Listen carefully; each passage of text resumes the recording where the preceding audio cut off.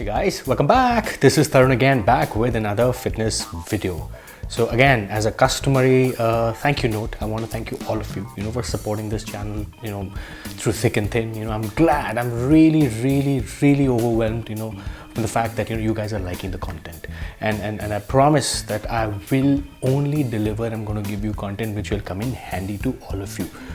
Now, having said that, done with the formalities, now I'm gonna, not the formalities, actually I mean it from the heart, from the bottom of my heart. What are we talking about today? This is something that I had nobody to tell me when I started off, and I see so many young teenagers, men in their 20s, 30s, when they join a gym, or they're planning to join a gym, or even people who've already joined and already training for years, miss out on these things. I'm talking about 5 essentials you got to have. When you go to your gym, you got to have them. Without this, you can't function, you can't train, you can't do anything. If you don't have any of these guys, I suggest you might as well get them. What exactly are those 5 things that I'm talking about? Number 1, you must have heard of this from your dad, from someone or the other, your granddad, dadaji, someone or the other, called supporter or jock strap.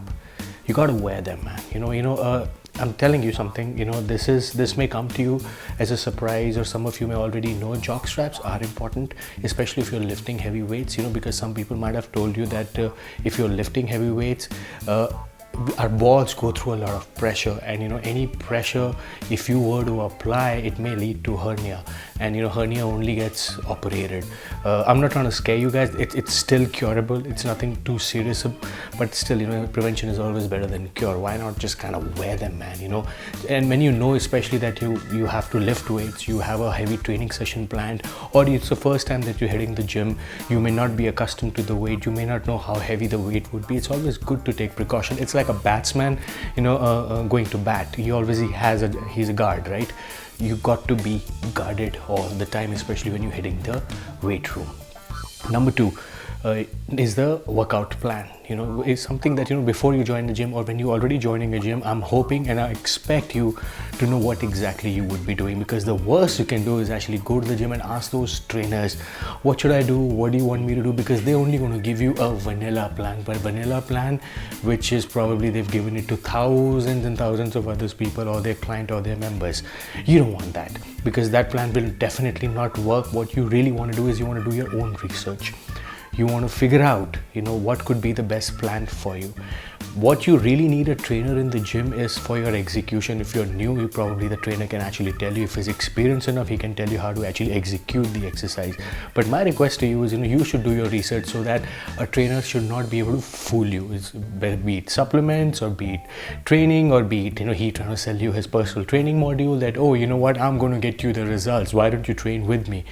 Don't fall into that trap. I call it a trainer trap, because the moment somebody enters the gym, and and these trainers will look at you, inside out, upside down, analyze you, where you stand, and then they would pick up on your weakest area. It could be your abs, it could be your legs, it could be anything, and then they'll tell you that, what, I can do that, I can fix it for you. And we, being vulnerable at times, we give into it, and we start spending insane amount of money, for no extra benefit whatsoever. So it's always good to have a plan. You have your own workout plan, do your own research. I'm there to help you.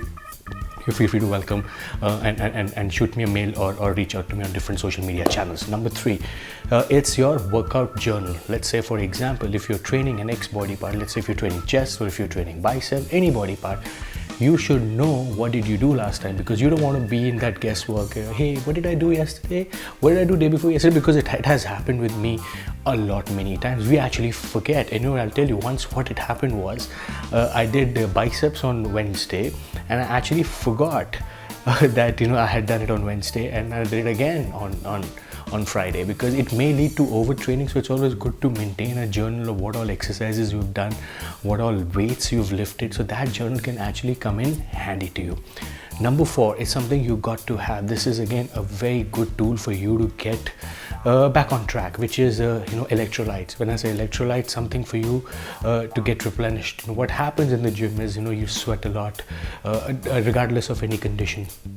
You got to be in a situation, let's say if you're dehydrated or if you're about to faint because of the weather condition or because you're excessively sweating, whatever could be, you need something which can actually give you, put you back on track, that's exactly why you should have a banana, or you should have something which is high on sodium. But I recommend a banana to you. You should always have a banana in your gym bag for a simple fact, because it's loaded with potassium and sugar, natural sugar. It will immediately put you back on track. It's got to have it, guys. Even if you don't take it, but just keep replacing the banana every day, because that will actually get rotten. You don't want to have a banana which you had kept 3 weeks ago, because that will be of no use.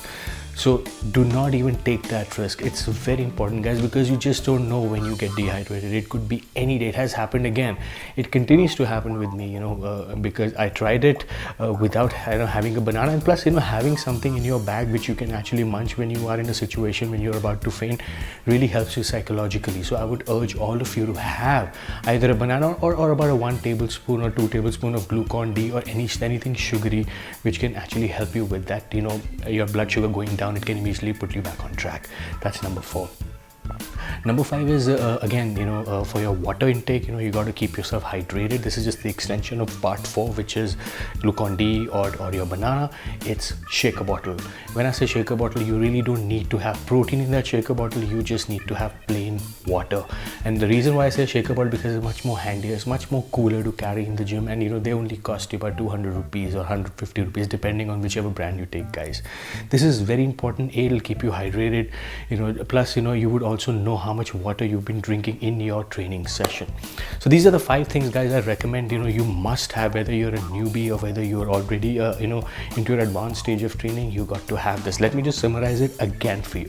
Number 1 is a jock strap. You got to have it. You got to wear your supporter every bloody day if you go to the gym. Number 2, you got to have a good solid workout plan, what exactly you would be doing.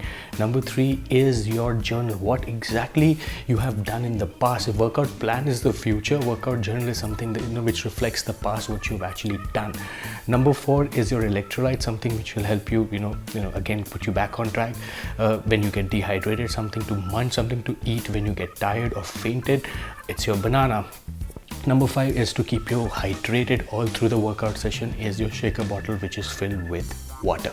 So I hope you integrate these 5 tips into your daily training regimen. And anyone, if you have any questions around this, feel free to reach out to me either on my Instagram, YouTube, Facebook, or even on my WhatsApp. And these days I'm also doing these Facebook Q&A live feed section where you get to put up your question and you get to see me answering it one-on-one in person.